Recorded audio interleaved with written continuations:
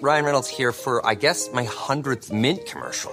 No, don't. No. I mean, honestly, when I started this, I thought I only have to do like 4 of these. I mean, it's unlimited premium wireless for $15 a month. How are there still people paying 2 or 3 times that much? I'm sorry, I shouldn't be victim blaming here. Give it a try at mintmobile.com/switch. Whenever you're ready. $45 upfront payment equivalent to $15 per month. New customers on first 3-month plan only. Taxes and fees extra. Speed slower above 40 gigabytes. See details. The people who came in to Israel on October 7th, what they saw in front of them was an enemy that is not individuals, that are not humans. You know, it's horrific. And then our response as a society is saying, we're not going to see them as human. Like, we've tried this so many times. And it's failed every single time. And we know it's going to fail this time. And nobody has a plan. And yet, that's where we're at. Hey listeners, it's Mishi. One of the people who influenced me most in life was my grandmother, my Savta, Zina. She lived across the street from us and reached the ripe old age of 99. So in a very real way, she was always there and shaped the person I am today. My grandparents met in the early 30s in England at a formal intercollegiate debate. On one side of that debate was my grandfather, Abe, who was the head of the Zionist Student Union at Oxford. And on the other was my grandmother, who was the head of the non-Zionist Student Union at the London School of Economics. She was a non-Zionist not because she had any particular beef with the idea of a Jewish homeland, but because, like many progressives in England at the time, she was an internationalist and didn't really believe in the concept of nation-states. I'm not sure who technically won that particular exchange of ideas, but suffice to say that several years later, my Savta followed my Saba to Jerusalem and spent her entire life representing and working in the service of the Jewish state. Many, many years after that debate, in the summer of 2006, my Savta and I were watching TV together in her home in Jerusalem. It was the middle of the Second Lebanon War, and the news was simply awful. Casualties, destruction, hopelessness. And then my Savta looked at me and said something I haven't forgotten ever since. "Look what a strange world we live in," she said. "There are beautiful hills north of here that have vegetation and trees and wildlife. And we humans have drawn a line in the middle of those hills. And we call one side of the line Israel and the other Lebanon. And now people from one side are launching rockets at people on the other, who in response are bombing and shooting and advancing. And what's the guy on TV saying, really?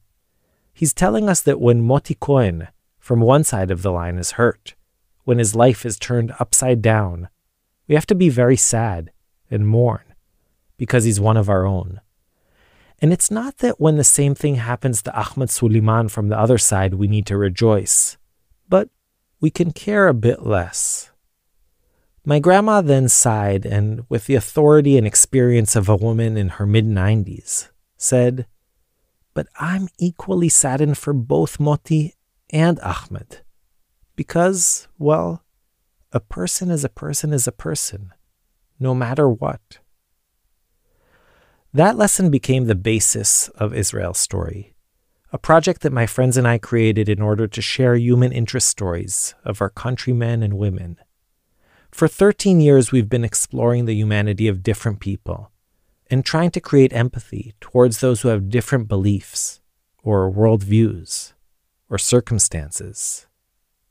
Israel's at war now, a brutal war we didn't want and didn't initiate. And here at Israel Story, we immediately stopped everything we were doing and began releasing Wartime Diaries, which is something completely new for us. Not exactly stories, but rather quick conversations, or postcards really, that try to capture slivers of life right now. Thus far, we've released 20 diaries that shine a light on the pain and resilience that is everywhere. We've profiled families of hostages and the fallen. We've heard from survivors of the October 7th carnage and from civil society leaders who have initiated incredibly inspiring projects. We've asked what it's like to be a mom at home with 4 kids and no kindergarten, or what it's like to volunteer for reserve duty at the age of 50. We've spoken to farmers and chefs and rock stars, to rabbis and educators and programmers, to a Holocaust survivor, and to real-world heroes. But one thing that's common to almost all those we've heard from is that they represent mainstream Jewish-Israeli perspectives. And that's not a coincidence. Our name is Israel Story, and our team is made up primarily of Israeli Jews. I am an Israeli Jew. I was born here and grew up here and have lived here my whole life. I served in the army and have, together with the rest of the team, devoted my professional life to telling Israel's story, at least in the way that we understand it. So we're not neutral observers. We're a side to this war. But I also keep in mind my grandmother's lesson, which is the motto of our show, that a person is a person is a person, no matter what, and that pain is pain is pain, no matter if it's inflicted in Be'eri or in Khan Yunis. Empathy is the core of what we do here at Israel Story. And even now, maybe especially now, empathy is crucial because everyone is suffering. I know a lot of people don't have the desire or the capacity at this terrible moment of anguish to make space for anyone else's pain. And that makes sense to me. It's understandable. Now is definitely not the time for any kind of judgment. But after thinking about it very carefully, after many heated conversations and debates, our team has decided that in order to remain true to our mission, it's also important to share stories from the other side, to complicate matters, and humanize, and insert some nuance into what can often feel like a black and white, us versus them reality. This is not a statement about equivalency or about hierarchy of pain. We're not here to make political statements or point fingers. We're just doing what we believe is right, telling the stories we're hearing among and around us.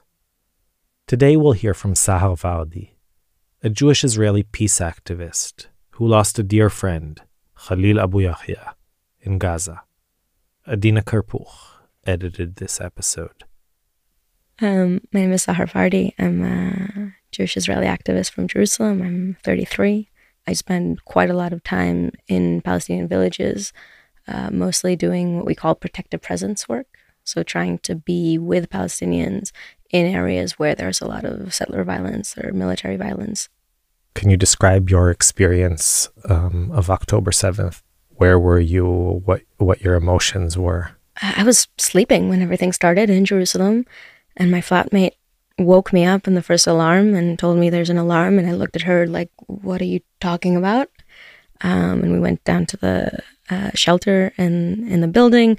There was quite a few alarms in Jerusalem that morning, so the whole morning was kind of going up and down, trying to figure out when do you take a shower between the alarms. I was obviously in my pajamas for the first couple times that I went down. And I think this is true for most activists. Our pajamas are activist t-shirts. So those are the ones you don't walk around with every day, but they always have a slogan on them. And going into a shelter where, a lot of the neighbors obviously are people who are like with their phones waiting to be called up for the military, knowing they'll probably be called up the same day. And like everyone, it's a bit of a bizarre reality. After, I check that everyone I know is at least safe here. I checked in with Palestinian friends and they were still safe, first day or two. I was starting to understand what that's going to mean for them. And it was very clear that like the 1,400 of those first day and that tragedy is just the beginning of the tragedy that's going to happen here. And what does that mean for the friends that I have in Gaza as well? How do you have friends from Gaza? So different people in different ways, but I worked for an American Quaker organization for about 10 years that has an office in Gaza. And so a lot of these people have been my colleagues for, some for a decade. Can you tell me about your friend Khalil? So Khalil, I really met through the protests of the March of Return. And a lot of the people kind of leading those protests and involved in them came from the kind of very strong, nonviolent ethos within Gaza. So Khalil was 27, literature student, comparative literature, and had 2 daughters. He was married. He was here hospitalized. He had cancer, so he was hospitalized in Jerusalem. And he was O minus, so am I. So I was donating my blood to him while he was unconscious. That was the closest we physically got. And more recently was trying to study abroad. So we were talking a lot about it. I just came back from the UK from studying there. So we were talking a lot about kind of scholarships and trying to help him figure out where he can apply. He was applying for his PhD and, just that kind of stuff very daily. Those people that you speak to and you come out, it doesn't matter what you talked about, you just come out with a smile from the conversation because there's something about them that's a bit contagious. He was one of those people. Our last interaction before the war was September 27th. And it's it's a bit boring. But, he was sending me a CV because we were talking about the scholarships. And I was sending him, what the grading system is if it's by the Egyptian one, because I think that's what there is in Gaza, and kind of sending him a tool of how to convert it. And I was like, great. 2.1 as a minimum is great. That's the British system. And gives me a good enough indication to send you some thoughts. And then he continues, says, by the way, we can search for cheap universities in the UK or US if we don't find scholarships, or I can study a PhD from here online so that it's cheaper. I'm just telling you this in case this is helpful for whatever you're sending me. And if it's not helpful, just ignore this message. Just a casual conversation. And then the war began, and when was your next interaction? On October 11th, I wrote him, how are you holding up in this madness? And it's kind of texts that you send that are asking, are you still alive? You don't ask that, but that's what you do. And his first response is, the Israeli army called us to evacuate and go to El Gamal neighborhood. We evacuated to another place, not the one that the Israeli army told us to go. After 2 hours, the Israeli army wiped the Ramal neighborhood, and tens of people and families were brutally killed. Update, our house, where I and my family live, has been totally destroyed by American-made F-16s. It is a place of memories with my late father. I'm extremely sad and feel pain deep inside my heart. Tears don't stop dropping off my eyes. I can feel my heart burning. I can feel my soul being suffocated by this. I want to scream to wake the world up. Now, if I survive, I'll be homeless. But I'm sure that the hearts of my beloved friends will always be a shelter that can never be destroyed. It is important for me to say that this will never affect my enthusiasm for a better world for all people without discrimination. I don't want this to happen to anyone. And we keep texting a bit, and I tell him I wish I had more to say or do. And he just tells me, it's enough of me that you asked about me. And just, this won't affect my enthusiasm for a PhD. So we can continue on developing that. Or to meet you in person, if I survive. I just told him, let's get through this and make it happen. He said, inshallah, we will. And then, there's the day where he tells me, oh, I'm here now. If you want, we can talk. I'm available. Then I try him, and he doesn't answer. And then he tries me. He doesn't answer. Say, I'm sorry, I was offline. Glad you're okay. He says, it's fine. We can talk later. Writes, I miss you, my dear friend. And the last one is after a few of his cousins were killed on October 23rd. What did he say? I feel terribly melancholic for this, but also more determined to fight for freedom, justice, and equality for all people, regardless of race, ethnicity, color, or religion. In the end, a message after that, he writes, my family members who lost their lives in the Israeli bombing will always be the source of power to go on in this long way to struggle, and we won't give up. And then, yeah, the last text that I have from him, I tell him, so like, sorry to hear about your family members. More and more people and names and stories just adding to a list of pain that continues to grow. So he writes me, hence our role as human rights activists and freedom fighters. And that was October 27th, and by October 30th, he was dead. And just like looking at my phone now, there are texts after that. I texted him on, like, after I was told that he was killed. I don't completely know why, but I guess there's a side that didn't kind of want to believe it. You know how I say that, you know, you text friends in Gaza, it's kind of texting them just to see if they respond, just to see if they are alive. And I texted him again after I was told. So kind of like just in case he answers. What did you text? It says, are you here? This feels so strange to send and ask. But that was never received. It's still unread. Do you know what happened to him? How he was killed? He was in a house of relatives with his family. 2 daughters, 2 of his siblings, his mother, him and his wife were all killed in the bombing, and a few other cousins. I'm sure listeners will want to know, so I just want to give you the opportunity to clarify that Khalid was not a member of the Hamas or involved or supportive of the Hamas. Khalid was not. And it feels almost ridiculous to have to say it. Like, this is a person who's like literally talked about nonviolence and the importance of nonviolence his entire life, including criticism within Gaza about it, you know? That doesn't keep him, save him. And forget even about Khalil, like about his 2 daughters. Like, how many of us ask this question of like, I think that maybe people are saying like, so who in his family was a terrorist, right? Because like in our minds, it's the houses of terrorists that are being bombed. And I'm not a military person. I don't know but it's like entire apartment buildings, you know, entire neighborhoods. So I don't know. Maybe one of his neighbors was a target. Maybe, like, I don't know who the target was there. All I know is that him and everyone he loved is dead. We know that the majority of people killed, including the Israeli military, will tell you that the majority of people being killed are not Hamas operatives. It's just easier for us in our minds to say, no, they're all Hamas affiliated. I just want to push you on that because, look, a lot of civilians in Gaza are being killed, and that's a horrible, horrible thing. But it is also because the Hamas are cynical and are using them as human shields and are putting their commanders and their command centers underneath hospitals.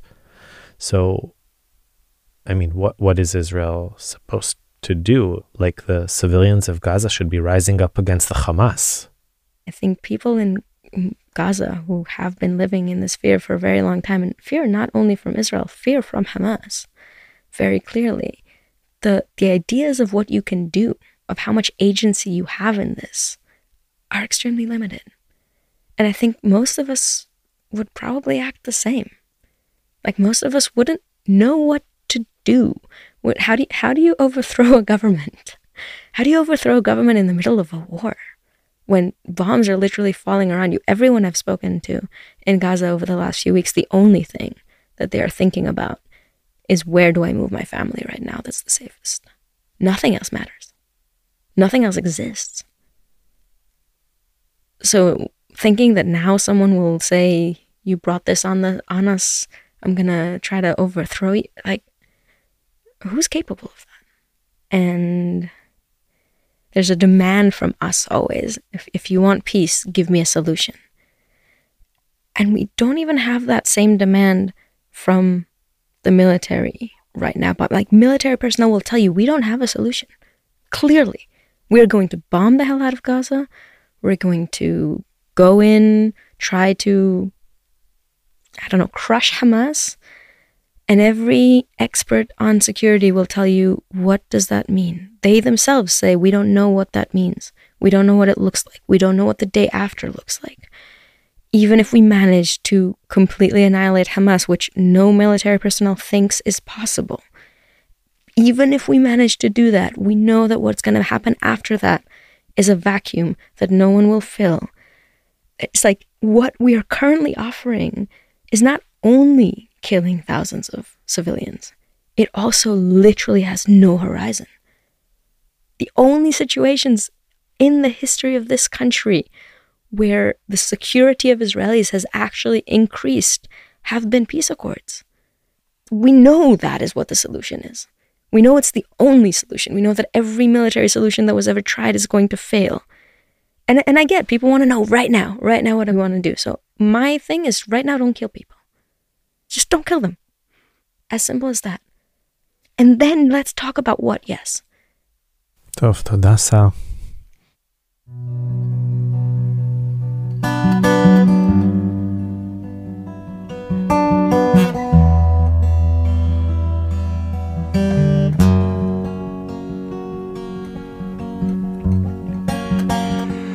تملي معاك ولو حتى بعيد عني في قلبي هواك تملي معاك تملي في بالي وفي قلبي ولا بنساك تملي وحشني لو حتى بكون وياك تملي معاك قلبي معاك روحي يا أغلى حبيب يا أغلى حبيب ومهما تكون بعيد عني لقلبي قريب يا عمر الجاي والحاضر يا أحلى نصيب تملي حبيبي بشتاق لك تملي علي من بدلك ولو حوالي كل الكون بكون يا حبيبي محتاج لك تملي حبيبي بشتاق لك تملي علي من بدلك ولو حوالي كل الكون بكون يا حبيبي محتاج لك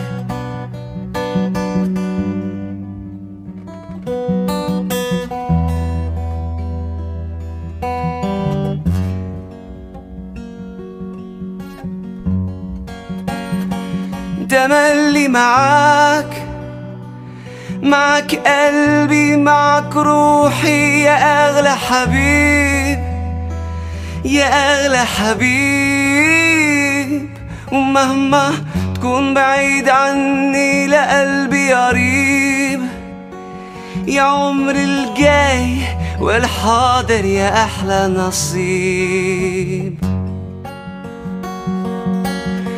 تملي حبيبي بشتاق لك تملي علي من بدلك ولو حوالي كل الكون بكون يا حبيبي محتاج لك تملي حبيبي بشتاق لك تملي عيون تندهلك ولو حوالي كل الكون بكون يا حبيبي محتاج لك